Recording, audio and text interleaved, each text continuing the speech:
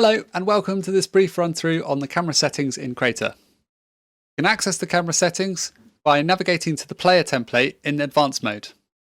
You'll find the camera settings from the camera type setting down. With the camera type set to action, it's the over-the-shoulder view that you're familiar with in Crayta. You can change this to the camera type being orbit, which detaches the camera from the player, allowing you to freely orbit around the player. Notice that movement is always relative to the way the camera is facing.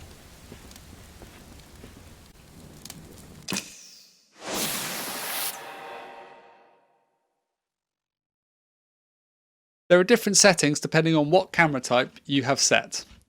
I'm going to go through the action first, followed by orbit.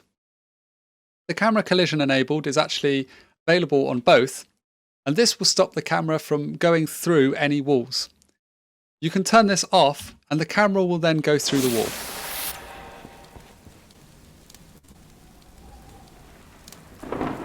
Be a bit wary with that setting because you can end up obfuscating your player's vision.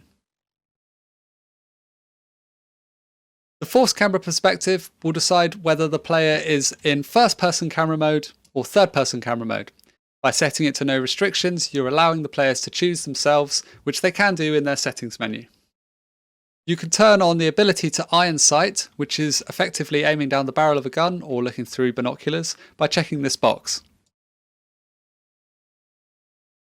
Iron sighting changes the field of view for your player, which is how zoomed in your camera is, and also how wide an angle they can see. So the higher this number is, the wider the angle they can see, but the further away what's in front of them. The lower this number, the more zoomed in, but the less peripheral they can see. For example, if I select Can Iron Sight,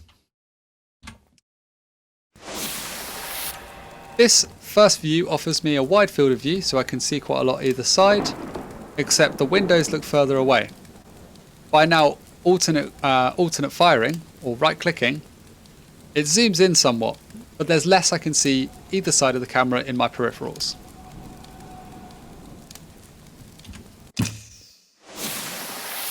You can also change the speed with which the player can look whilst they're iron sighted. So at the moment this is set to 0.5, so this will move half the speed as to when they're in normal viewing mode.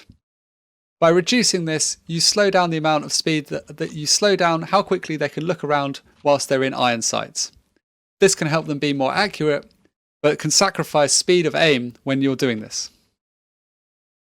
Setting this to orbit, you can change the camera distance by changing this number here. The higher the number, the further away from the player the camera is.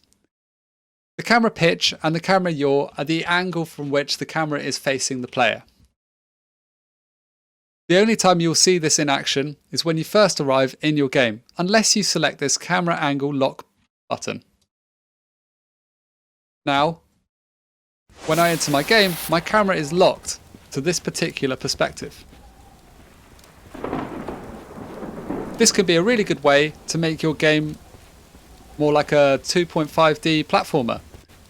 Or you can set the camera above your player to make it feel a little bit more like a third-person RPG or a top-down strategy game.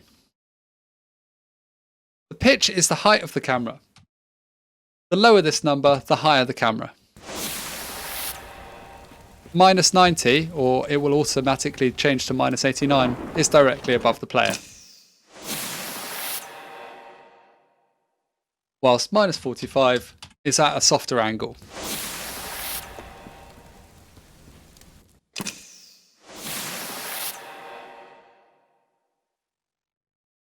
You can also change the secondary action aim camera option.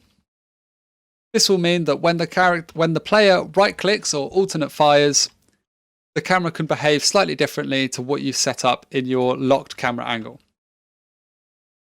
For example, here I've set a camera to be at a slight angle above the player, and now when I right-click or secondary fire, my camera will switch to more like the action camera.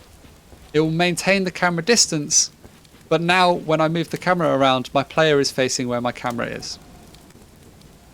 This is a good way that you can mix the orbit and the action cameras. And that's all of the camera settings. Hopefully that was helpful. I look forward to seeing what you do with them, and I look forward to seeing lots of different games that you make with them in Crayta.